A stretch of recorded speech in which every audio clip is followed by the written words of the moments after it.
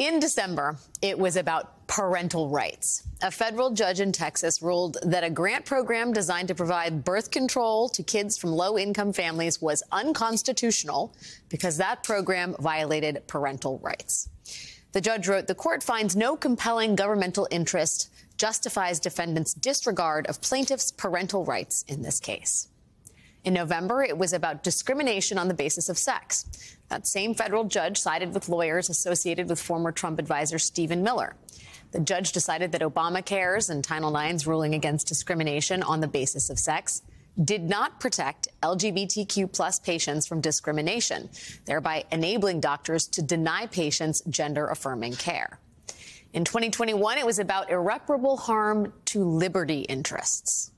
The same Texas judge blocked the Biden administration from requiring COVID vaccines for Texas hospital and nursing home staff.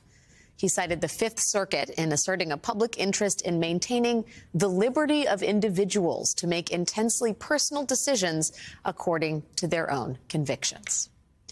All of the reasons this judge gave for those rulings sound like arguments that could be made in favor of protecting reproductive rights. But instead, all of these rulings were in favor of conservative interests, and they were all written by Trump-appointed Judge Matthew Kacsmaryk. Conservatives' lawyers have described Kacsmaryk as a textualist, a jurist who sticks closely to the text of the law and the Constitution. Kacsmaryk has ties to the Conservative Federalist Society that date back to his law school years when he attended meetings. And now he's a headliner. Between 2015 and last month, Kacsmaryk spoke at 10 Federalist Society events. Members of his family have painted a picture of him as a man with deep religious convictions, particularly when it comes to pregnancy. When he was a college student at Abilene Christian University, he wrote a column for his school paper endorsing a Republican Party platform that would support fetal personhood. He wrote, "The Democratic Party's ability to condone the federally sanctioned eradication of innocent human life is indicative of the moral ambivalence undergirding this party. Perhaps more than any other national institution, the liberal Democratic Party and its ideological affiliates have facilitated the demise of America's Christian heritage."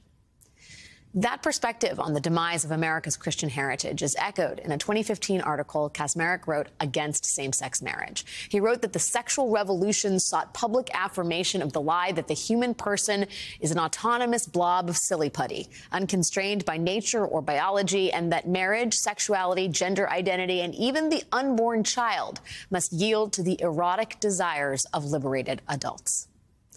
Before becoming a judge in 2019, Matthew Kacsmaryk worked on anti-abortion issues as deputy general counsel for the religious liberty law firm First Liberty.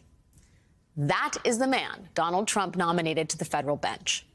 During his nomination hearing before the Senate Judiciary Committee, Senator Richard Blumenthal asked Kacsmaryk about the place religious convictions should have in a courtroom. Do judges ever apply their religious convictions in the course of making decisions on the bench, district court judge included? They should not. Do you believe they do? Senator, in working in the private government and nonprofit sector, I can't recall an instance where I observed a judge imposing their religion, but I will state for the record that it is inappropriate for an Article III judge to do so.